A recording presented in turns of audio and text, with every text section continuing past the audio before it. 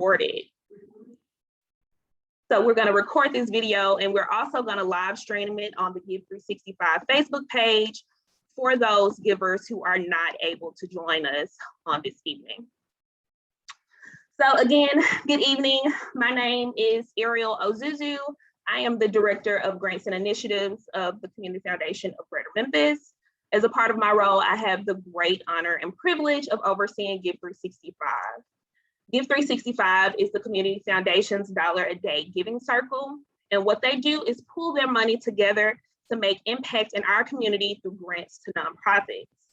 Give 365's annual grant making is guided by a theme that the members vote on each year. The grant theme for 2021 is equity through access. Projects or programs that increase the quality of life or access for communities of color. So on this evening, what we want to do is just engage in a conversation around that theme. In May, after reviewing dozens of applications, Give 365 members awarded 8 organizations a total of $63,300 in grants for projects that address this year's theme.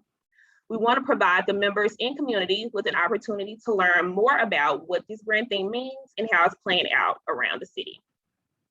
This evening, we have the honor of having some amazing community advocates with us who are very passionate about increasing equity in our community in Memphis in the Mid-South. So what we're gonna do is just basically talk about what access looks like for people of color in Memphis in our area. We're gonna talk about some of the work that has been done to address some of these issues. And then we're also gonna talk about what needs to happen to ensure that we see sustainable changes. So we're gonna get started. We wanna go ahead and introduce you to these amazing panelists. I'm gonna ask that each of you introduce yourselves. And if you can just give us, of course, your name, your role as your current organization, any other community affiliations that you have you wanna share with us, and one moment that you've had personally or professionally to help you make the decision to work towards racial equity. Rachel, you wanna start us off? Sure. Good evening, everyone. I'm so excited to be here with you all this evening. My name is Rachel Knox. I am the Senior Program Officer at the Hyde Family Foundation. I manage our grants for our arts and culture portfolio, as well as some of our leadership work. In addition, I serve on the advisory committee for Tone Memphis, which is a Black-led arts organization that uplifts visual artists, as well as a steering committee member for Memphis for All, which is a political action organization. I would say that my first awakening in racial equity was actually when I came to the Hyde Foundation a few years ago. I had worked in the equity and access space to ensure, students had a chance to go to see theater and things like that in earlier jobs. But really, when I started at the foundation, that was when I had the vocabulary and really started to understand the systemic issues that philanthropy could help mitigate and change. So when I arrived, they were in the middle of their strategic plan, but they wanted to wait till they hired my position to ensure that I had the chance to add my own ideas to it. And I said that I think it's important for us to fund Black-led and Brown-led and serving institutions. And so 4 years ago, when I started, our portfolio was at 4%, led by people of color, and now it is at 40%, which is a tremendous gain, but also there's lots of work to be done. So I'm excited to dig in this conversation with my fellow panelists, and I will give it to Adriane. I was really hoping you were going to pass it to Cardell. So I am Adriane Johnson-Williams. I'm the founder and principal of Standpoint Consulting.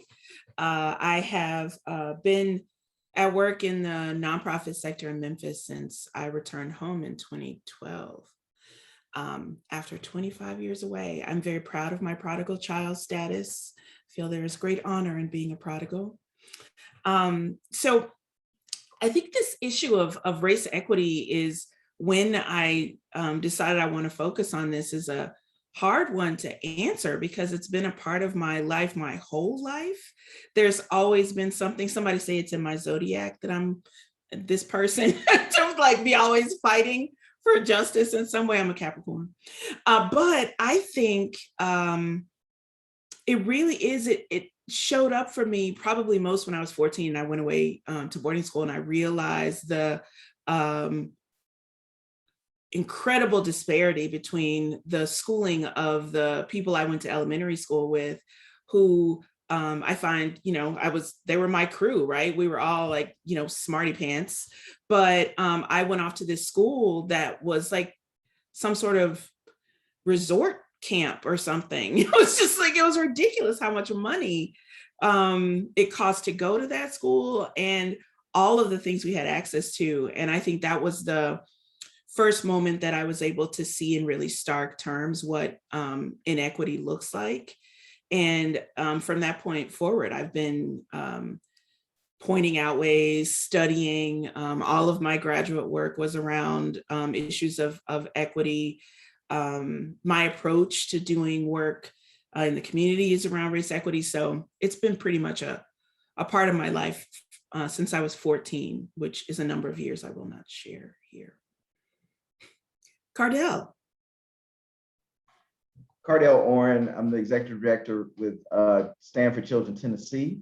And we do work in education advocacy, working with parents, community members, educators to get them involved in education advocacy. And we do a lot more now in justice advocacy and racial justice work across our community, and supporting building coalitions and moving work along to change our community. I could list off a range of affiliations. I guess I'll just say I'm board chair for Freedom Prep, a founding board member and continuing board member at Hattie Lou Theater. So, and several other things. I'll give a shout out to Shelby County Voter Alliance. So, because we got organizations on and people on, if you want to get civically engaged, go check out Shelby County Voter Alliance as well for your organization.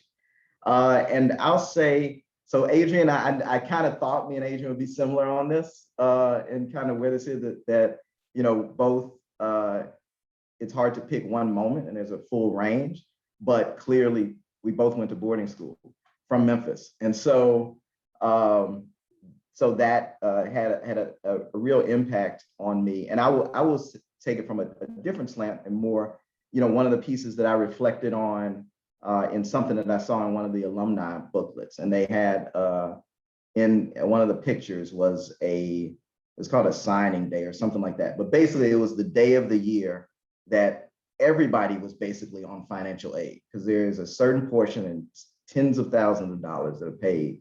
But around the middle of the year or so, basically the funds that you pay for tuition, if you can pay tuition, I couldn't pay tuition, but if you can pay tuition, the funds that you pay run out. And so that means that tens of thousands of dollars are invested in the children who have the privilege of going to this school, in addition to what their parents put in and the privilege that provides. And to me, that is a reflection that when we think locally or we think statewide or at any level of what our children deserve or how much money we should invest in our children or how much is enough, like to me, that becomes a starting point. And so we invest now average $10,000, $11,000 per pupil, when even privileged people are getting investments of tens of thousands of dollars, in addition to the tens of thousands of dollars that the parents are paying, in addition to the ski trips and the summer vacations and the additional opportunities that they get. So that really frames for me in large way, what does it mean for racial equity and why do we need to fight so hard, especially for our children in addressing this. Thanks so much to all of you for sharing. I think as much as we're getting to know you as our panelists, the givers are getting to know me as well, since I'm new in this role. So I'll just share my personal story as well really quickly. And just like, most of you, I just have a lot of stories where I can go on some personal things that have happened. But I just remember probably about 4 or 5 years ago when my daughter was starting to go to pre-K and we were looking for schools that we wanted her to go to. We had such a hard time finding some quality education for her and something that was affordable. So I worked 2 jobs. I worked at a local nonprofit and I also worked at the Nike factory. And I was there from like 3 in the afternoon to like sometimes 1 or 2 o'clock in the morning. And I was like, what am I doing? And then I worked in there with girls who were just like me, who were single moms, who also had children that they wanted to have quality education, but could not just continuously work 2 and 3 jobs so they can, have the opportunity for their children as well. So I think all of our experiences and, kind of the things that we've talked about so far help lead into our next conversation, So just like we've all had different experiences, the very work of our 2021 GiVE 365 grantees highlights some of the issues that we have in our community and some of the barriers that people of color run into when they're trying to access different systems and different resources. At a big picture system level, what do you all see as some of the biggest issues in Memphis right now?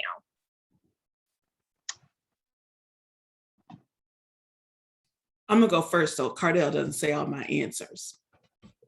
So I would say, if I had to really just pick one issue, which I know you didn't ask me, but I'm just gonna pick one, I would say labor exploitation. I think that so much wealth is generated in this community, and the people who labor, particularly in what we call our kind of logistics sector, support a global economy and do not make enough money to live here.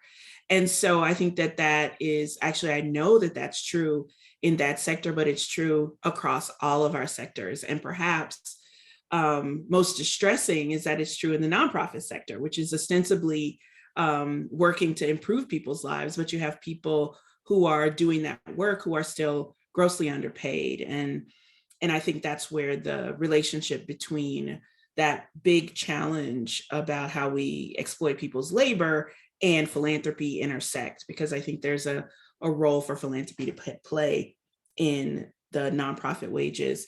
But I also think there's a big advocacy role for philanthropy to play in wage inequities.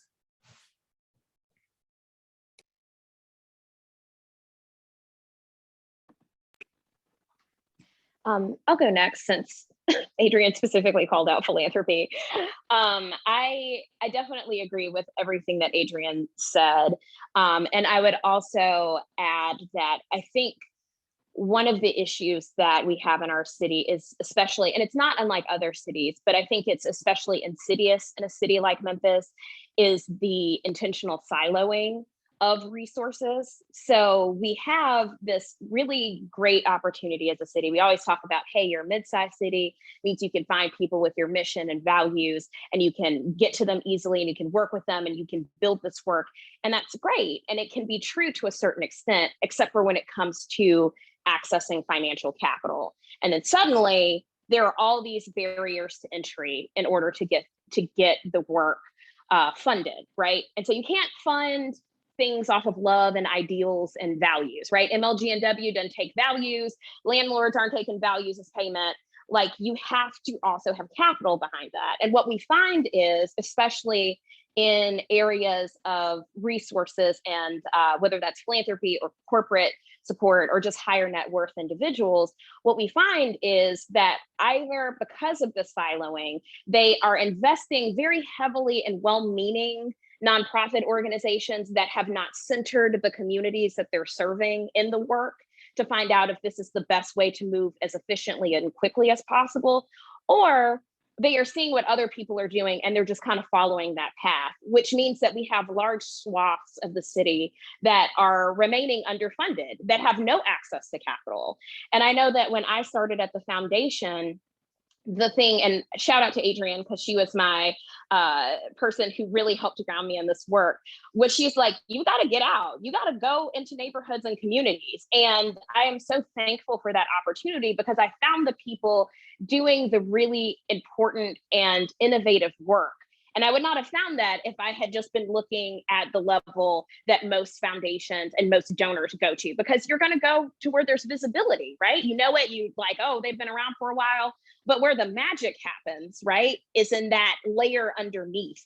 And all organizations start out that way. But at some point, people who have capital are like, nope, these are the winners. Good luck to the rest of you. And we've really got to work to say, no, there's enough to go around.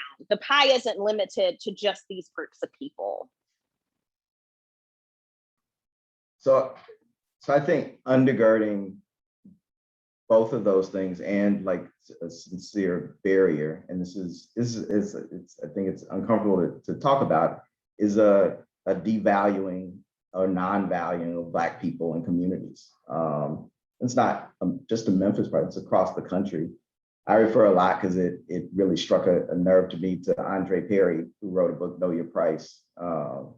and talked about this. And, you know, part of the work that he's done at Brookings has shown that in Memphis specifically, Black property in Black communities is valued 20% less than in majority white communities. And so, you know, I think that that's, as much as it's tough to deal with, what Adriane mentioned about labor, what Rachel mentioned about investments and capital, and I mean, which comes down to what we will say is we invest, we provide capital to people that we trust, to people we have an affinity to people who we think can do the right thing with the dollars and the resources or the trust that we give them. And that doesn't tend to be Black folks in this community, or it ends up being a roundabout way to Black people and whether they are engaged in the process. And so it's hard for me to think, and I'd love for people, whether now or later, to engage me if you disagree, because I'm looking for different ways to look at this. But if you look at all the myriad policies that we have of economic development policy, of government policy, they tend to focus on trickle-down policies that, to Rachel's point, saying in a more pointed way, invest in like high-level things that we hope will build up businesses for low-wage workers that at some point will mean that they can shift, to Adriane's point, to turn into investments in buying houses in their community that will then reduce blight, that will then build up their community instead. And we give tax incentives to do all of those things instead of saying we can take money and we can put it in communities and people. And we believe that by doing that, we can grow our community. And for some reason, we decide that that's not the thing that we want to do, whether it's education or workforce development or investment capital in Black and minority-led businesses. And so it's I think that those become the biggest barriers. And until we start to really deal with, you know, that fundamental underlying issue and belief that we appear to have, that it's difficult to bridge the barriers without kind of truth in ourselves and reconciliation with where we are and where we need to get to. Awesome, and that kind of brings us around to the next topic that we're going to cover. We know these things to be true because a lot of Black and Brown people have lived experiences in things. So when you talk about devaluing Black people, when we shared a lot of statistics out on our social media this week, I was automatically, yes, I know that to be true. I agree with that. That's because I have a lived experience in those barriers, in those different, such structures and systems that everybody doesn't have. So I think it's important for us to add some context to this, just for people who just don't have the understanding and try to, justify things, the other way around. And at the same time, these inequities also have a lot of historical roots that are not always discussed and acknowledged. I think helping other people understand both where the racial disparities come from, and then also the processes and the large systems by, the way they're maintained, can help bring awareness on the road to racial equity. So I like to spend some time kind of pairing this information with a little bit of context. So we talked a lot about income and wealth, and we shared a lot of those stats out this week on our social media. We talked a lot about low wage jobs, pay equity, and access to wealth. Adriane, when we think about these issues, how do we get here with the inequities in income and wealth, and how did these kind of emerge over time? For real? Listen, when I was sending these to Sutton, she was like, okay, you got 2 minutes, Adriane. A lot of information, but it's a lot, right? And we want to add a lot. So let's, go all the way back, right? One of the things that I've been saying quite a bit recently, because I'm working on a writing project and I talk about race and American capitalism. And I distinguish American capitalism because of the roots of American capitalism in slavery. And what I've said is that Black people, particularly in the United States, were capital. And it is hard, I think, over many generations for the nation to envision any other way of being. And so the way that kind of Black labor has evolved, for lack of a better word, over time, still maintains this very diminished sense of Black bodies as capital, as the way for other people to make money.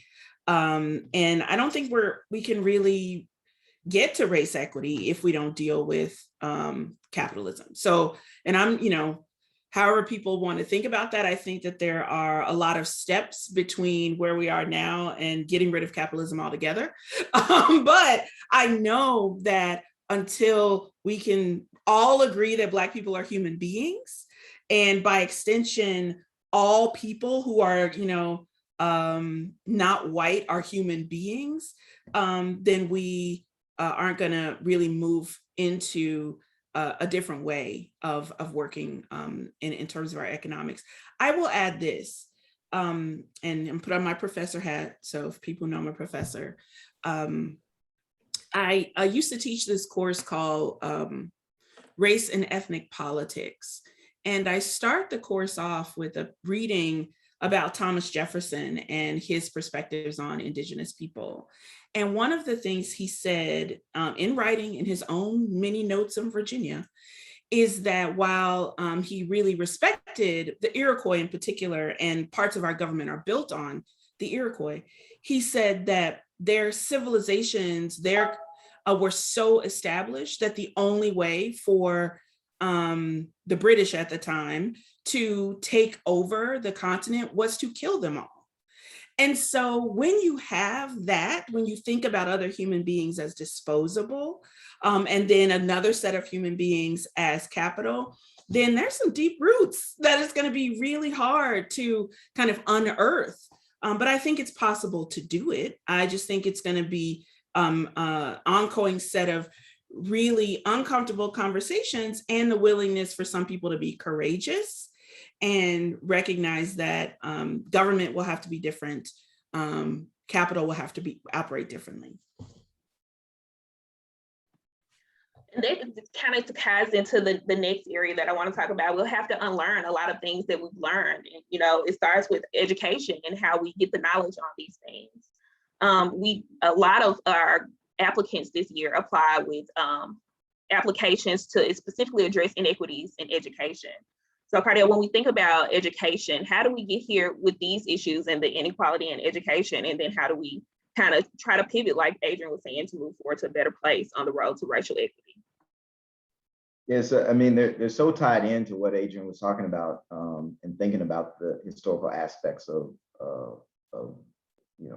poverty and income and enslavement, and and these are a lot of the issues that we know, and these are the things that we learn in school, whether Brown v. Board and segregation and desegregation, and we know the challenges. Many of us will know the challenges that we face in our own community with segregation, and then the attempts at desegregation, and 40,000 white students in about 2 years, ran out of Memphis City schools at the attempts to bus and desegregate, and the widest creation of private schools in the country, right here in Memphis and Shelby County, and many of the fights around protection of segregation academies coming out of Memphis all the way to the Supreme Court. So we have a history in education of these challenges in our community, of how we address that in an equitable way that takes into account the history and the challenges that we face as a community,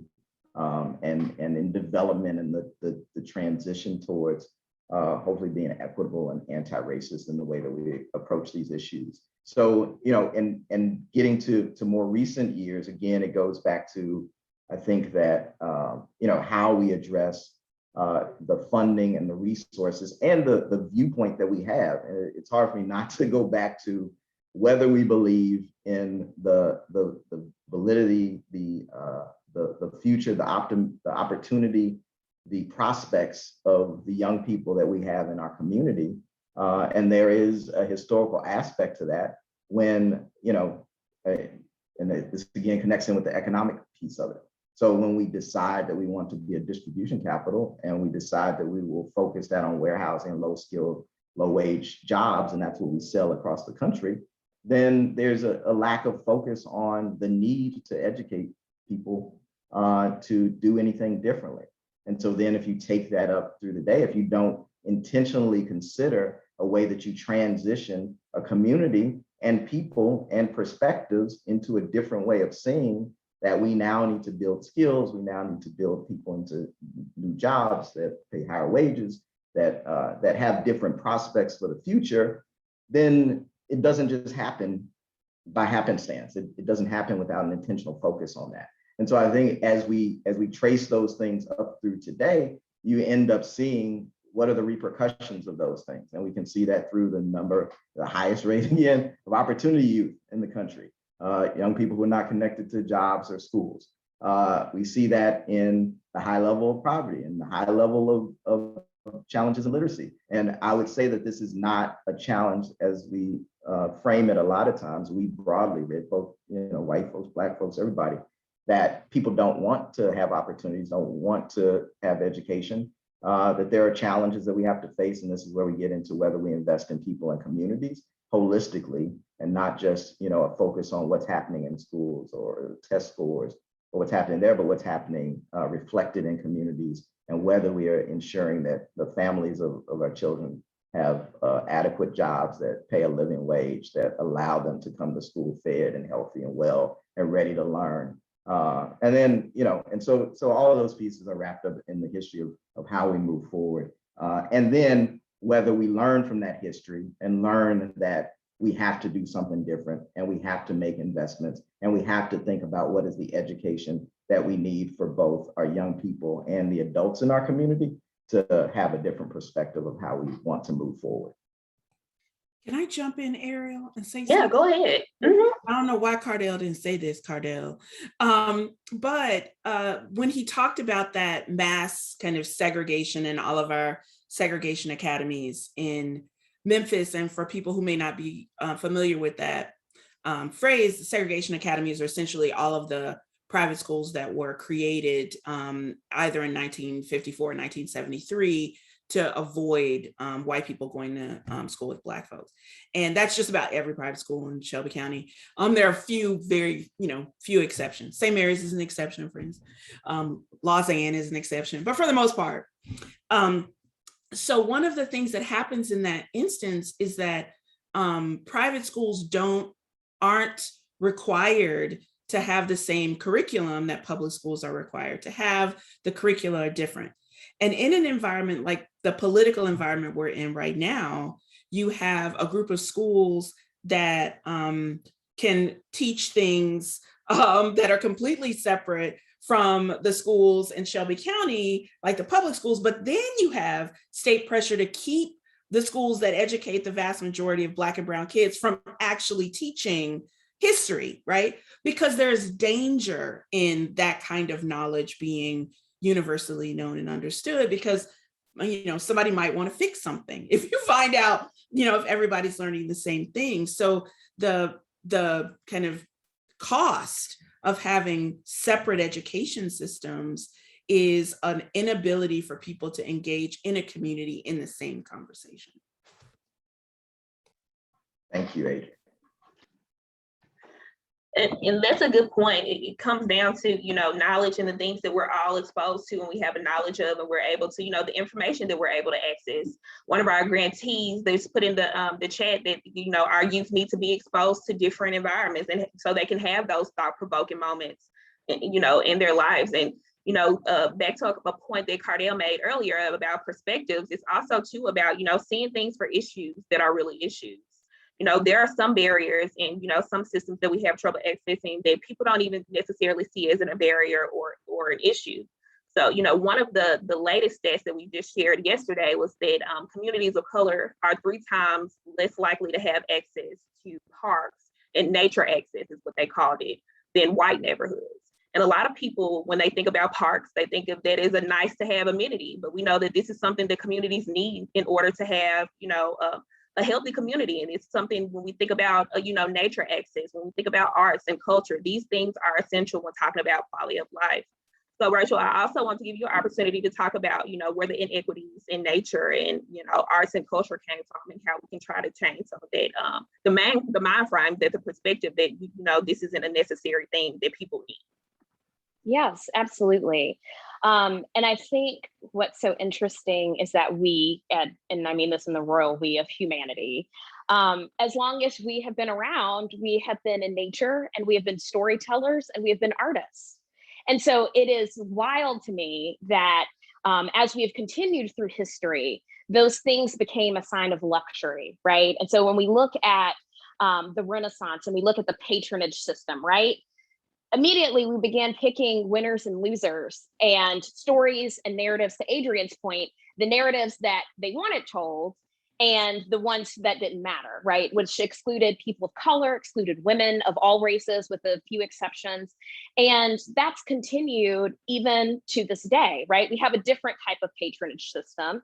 It's foundations and it's higher net worth individuals, but it's still white, higher net worth white individuals, and we know in this country, I think Cardell said this, the inequities between the wealth of white and Black families who are supporting white-led and white-serving institutions to the detriment of the culture and the infrastructure of the city of Memphis, right? And so, and we see this even in nature, like we'll have a lot more investment in larger parks in neighborhoods that have more white citizens than in Black communities, which might have like a walk around strip and nothing else, right? There are other parks have all of these amenities, splash pads and basketball courts and running trails and things like that. And so the thing about Memphis that I think is so wonderful is that across the board, we have some incredible culture, whether that is outside, whether that is inside, and some of our organizations, regardless of the people who are serving the institution or leading institutions, it's incredible culture for a city of our size.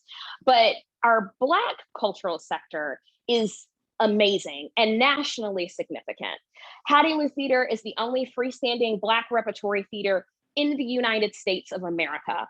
And because it is a debt-free building, shout out to Cardell and the other board members, it has not been bogged down with the financial burdens that other Black repertory theaters that have had financial issues and have closed. Collage Dance Collective is the only Black dance company in a 400-mile radius of the city of Memphis. And it is talked about nationally in the same breath as Dance Theater of Harlem and is on its way to being the next Alvin Ailey. And that's here in Memphis.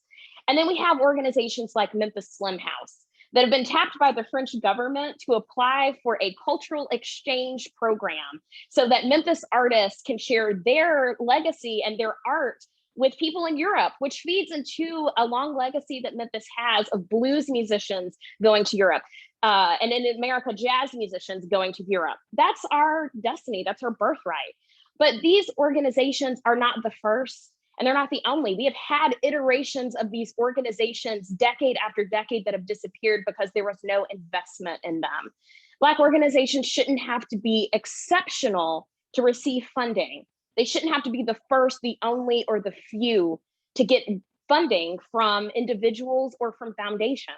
So if we want to make a change, if we want to disrupt the inequity we're seeing in our city, it starts with us as advocates to saying like, you know what, this organization doesn't serve my community, but I know it's serving someone's community, and that's important to that community. It's important to their story and their narrative.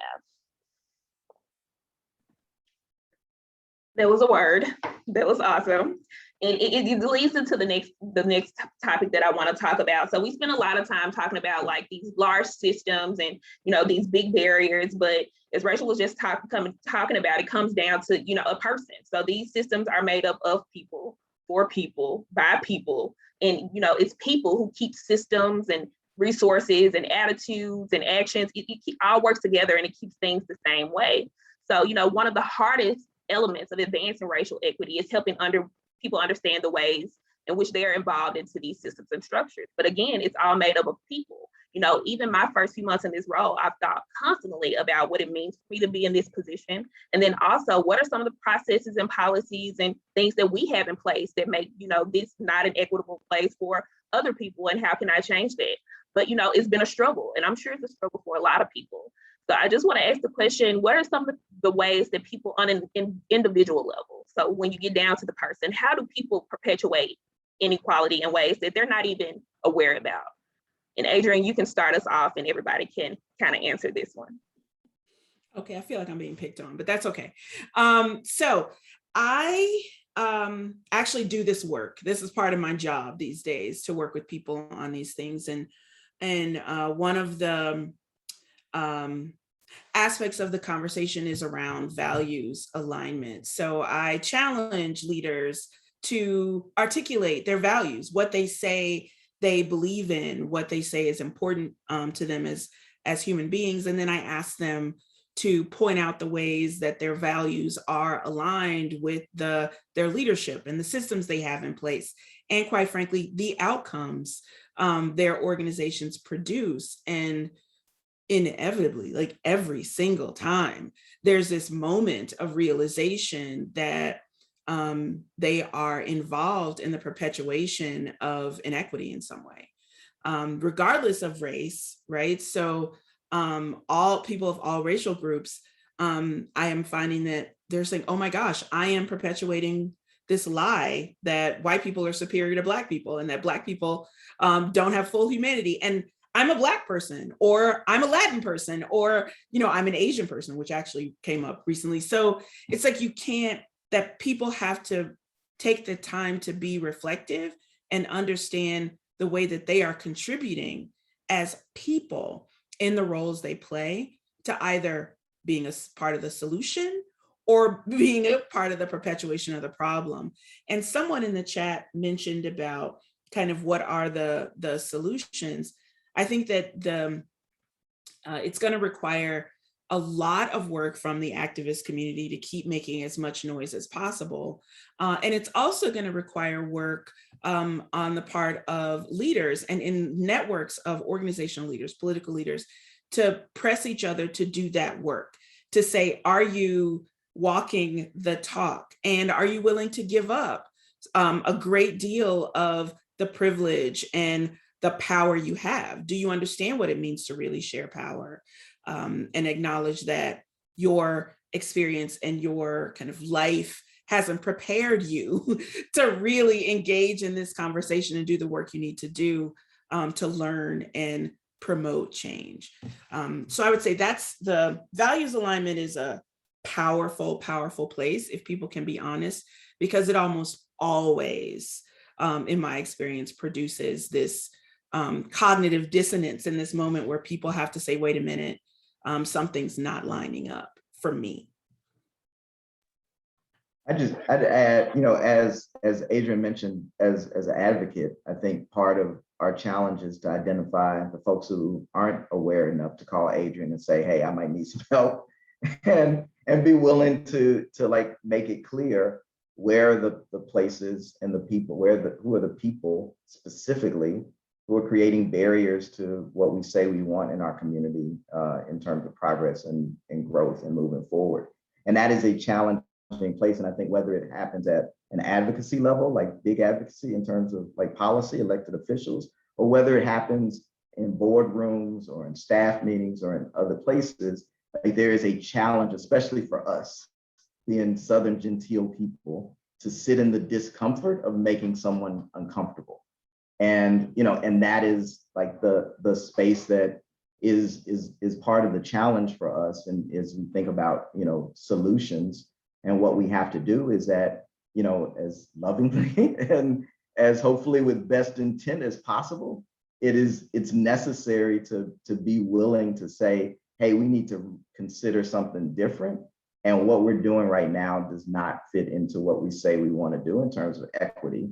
And and on one side, people have to be comfortable making other people uncomfortable. So if I'm sitting across from my wife, I'd be comfortable knowing I'm going to say this to you, and this person's probably going to be uncomfortable because I know all the angst that it creates. For the person who's sitting across the table, if I'm talking to somebody white, they got to feel comfortable with the discomfort that I'm creating for them and willing to explore what that means and get outside of, he's calling me racist, to maybe there are racist things that are happening because of the decisions that we are making, and be willing to change what happens. And then there's a challenge, I think, sometimes to being really clear about how we move things forward and how we don't ostracize. I mean, if we talk about history, we go back to Crump and Robert Church. And, as long as Crump was able to use Robert Church and Lieutenant Lee and these folks to galvanize Black votes, control Memphis, Shelby County, and Tennessee, everything was great. Like, we'll work together, we'll excuse these things that are happening, like all this stuff. At the point that you decide, okay, hey, we might want to go a different way and make some of our own decisions, you end up with your house burned down. Like, so, you end up getting run out of town. I mean, we can talk about point upon point, and we can see this arc occur over the history of Memphis, whether we talk about the Memphis Massacre, whether we talk about Church and Crump, whether we talk about Stacks going into bankruptcy. Like, so we can see this arc in this thing that happens in terms of our community when there's a challenge to the power structure. I could go into even more recent iterations of that. And so we have to be willing as a community together to fight against that ostracizing of people who raise up their voices, whether you agree with the way that they do it or the tone that they use or not, to try to consider whether there are things that we should consider. Commissioner Henry Brooks said, hey, juvenile court is like a plantation over there. And people didn't like what she said, but when the Department of Justice came in and said, hey, things aren't exactly right over here. There's disproportionate minority contact. There's not due process happening. There are challenges here that we need to face. And so we have to get below. You might not like the way that I say things, and that's fine.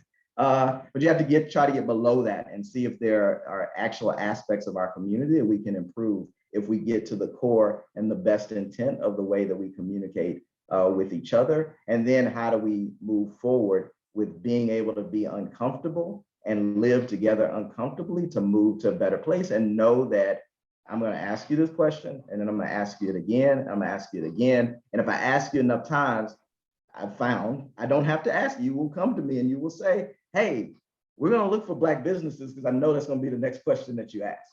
And so that is the space where we get to where we don't have to ask it so many times. And there's an assumption that everybody's coming to the table with goodwill and racial equity in mind. I want to say one more thing before we move on to the next thing. We also have to be willing to acknowledge that there are some people whose values are perfectly aligned to the status quo.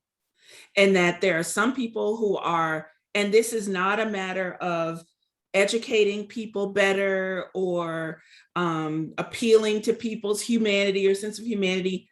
There are people who are benefiting from the status quo who are perfectly fine with the way it is. And I've had to, again, when I was a professor, help people understand when it comes to racial identity, that there are some people who are firmly committed to the identity that they have racially, that white people are superior and that everybody else needs to get in line.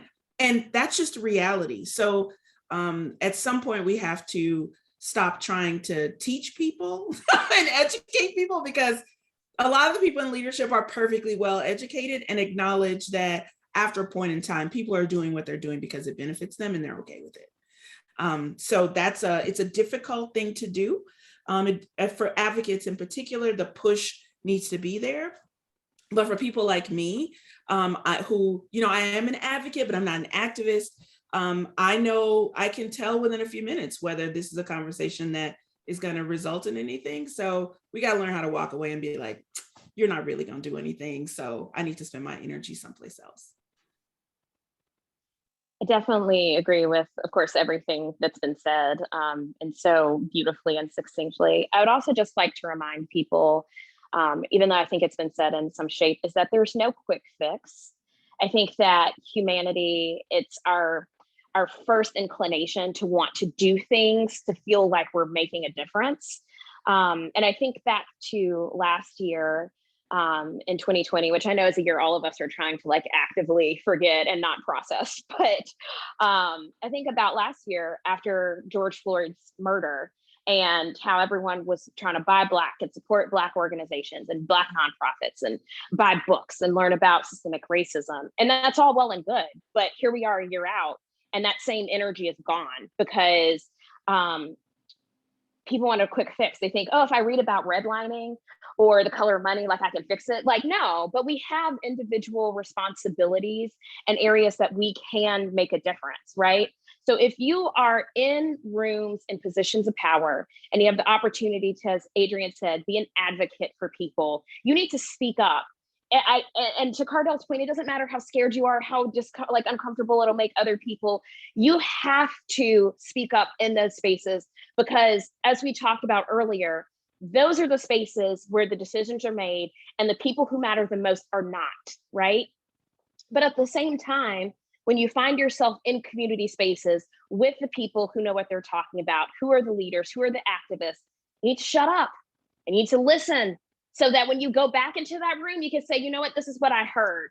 This is what we need to do. This is the investment we need to make.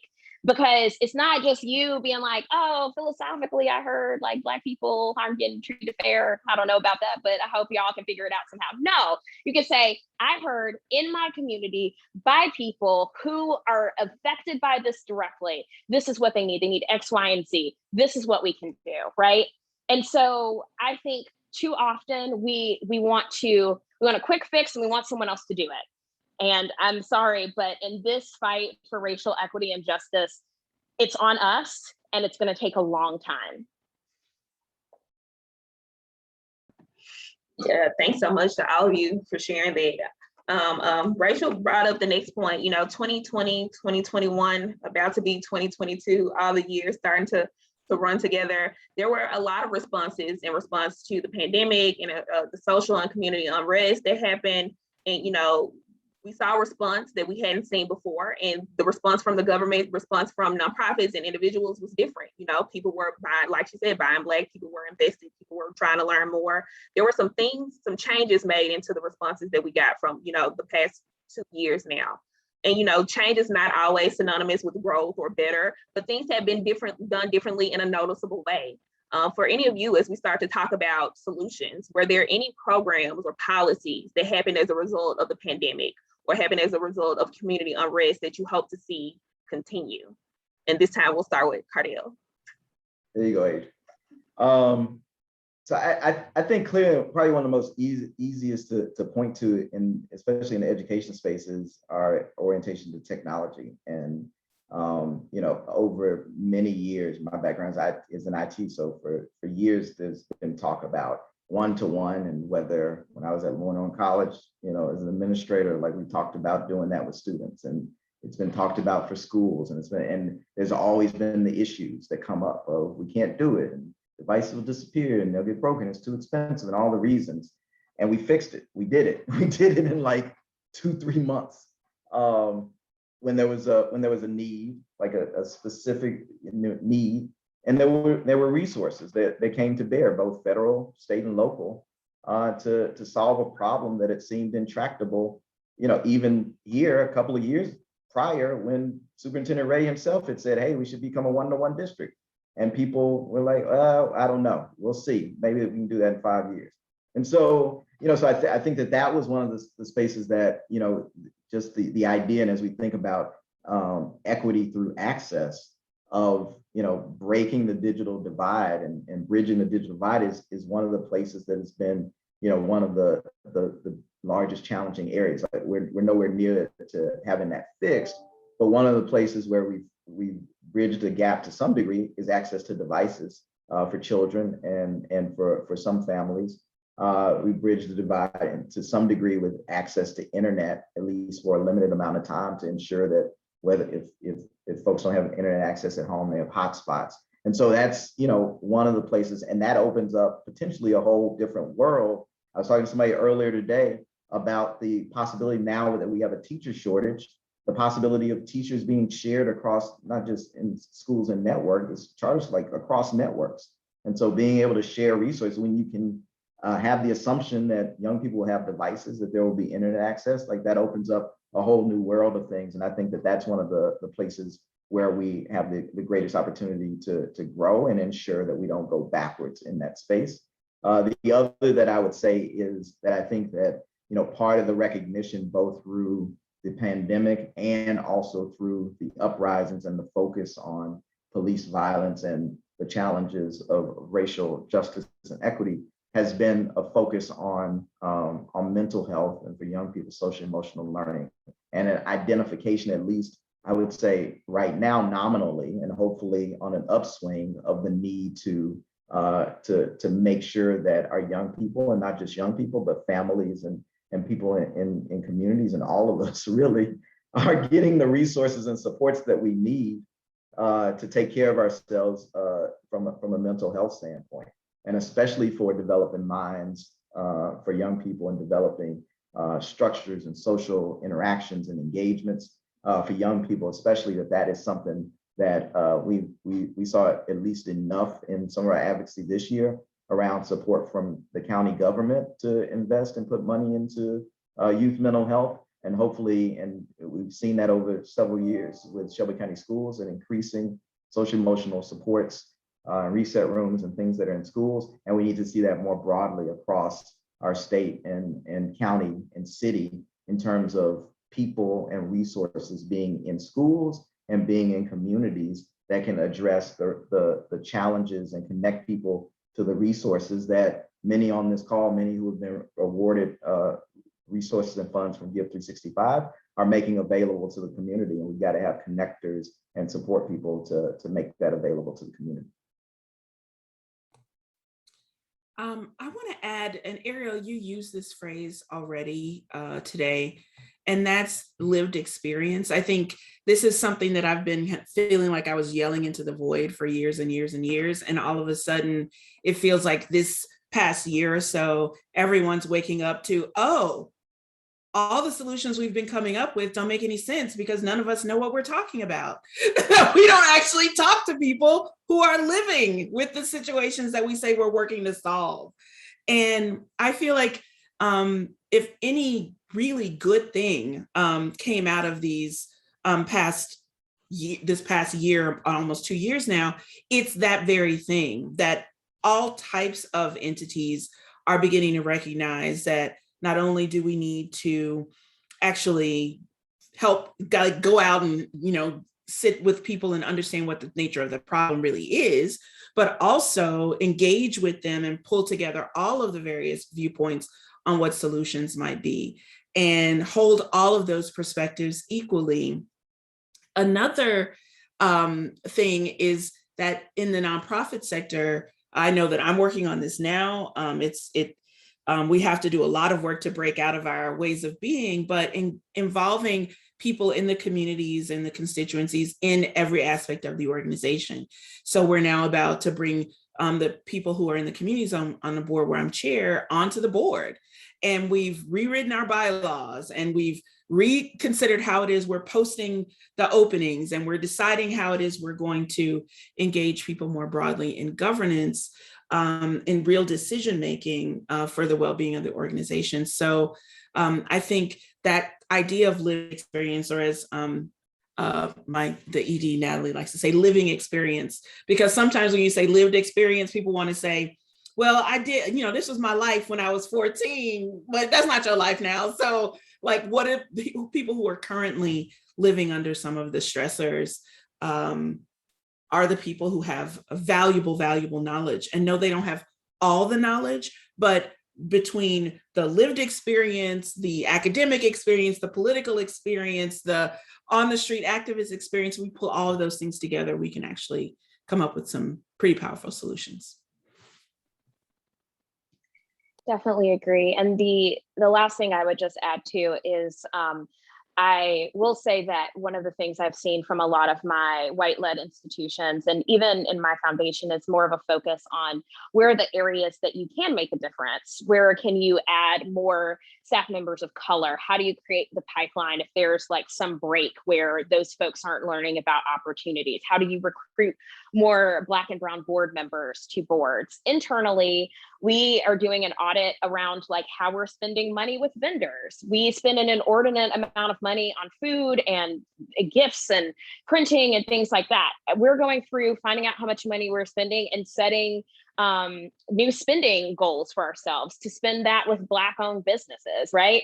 Like that is a commitment for long-term. Like we have to be in this for the long haul, not when it's top of mind and you see it every day on your phone because it pops up in the news, but every day since. Are you still buying Black? Are you still supporting Black people? Are you still listening to Black leaders? Are you coming alongside Black innovators. And I think that that is ultimately, I think someone said it in the chat, around breaking a huge problem down into 1,000 pieces. And if this is an area, one of these pieces I can take, put on my plate and work, then if all of us do that, then eventually we're going to get to a space where we're seeing real change happen in this community. And one of the things that one of my favorite quotes by Dr. King is, he says, there is such a thing as too late. And we're getting to that point rapidly. So we can't wait any longer. We have to act now. Don't know where I turned off my camera for that. Okay. Mic drop. I know, Mic right? drop. That is awesome. Thank you all so much for sharing those. I mean, I think that these are all great ways. And of course, I have to take it back down to the individual level, because again, it's all about the people. So we've talked about some solutions for the system, some things that we can put in place in organizations and work and in community. But I'm all about how you can change the person, because I think that one person at a time is going to take, like Rachel said, it's going to take a long time, but we need to change people in order to change these systems. So as we wind down to a close, when we think about some changes that people can make on an individual level, what are some things that come top of mind to you all on things that you can move conversation forward, make changes in your community, make changes in your immediate circle? What are some individual level things that we all could be doing? I'm going to just jump in and say, hire Adriane. No, definitely, no, support Black businesses though. Support people who clearly, like Cardell and Adriane, show you that like they have not only the living and lived experience, but they have the knowledge and all of those things to make this easy and accessible and not frightening, right? Like if this is your first time, if you're just getting into this work, it can feel overwhelming because we have been taught so long such a different form of reference that is so far removed from where we are, but really find ways to lean on by paying them, these experts who are in the field, so that you can do this work right. And then all the small things that we've named along the way around supporting, Black-led organizations, supporting Black leaders. Those are the small things that we can do to ensure that our city is stronger, because Black people are a majority. So let's act like it and support Black people like you want Black people to succeed in this city. My addition would be, everything Rachel just said. Also, there's this other element that concerns me locally about race equity issues, that I have different messages for different groups of people. Like, so for Black people, my message is really pay attention and determine if you're part of the problem or part of the solution, right? So complicity in white supremacy, complicity in the status quo is not helpful. And so Black folks have to do that work. The other thing is that Black folks have to also work hard not to recreate hierarchies and inequities. So this is a majority Black city, as Rachel said, and I am really committed to making Black people's lives better. At the same time, we have to also be committed to recognizing that the population is diversifying.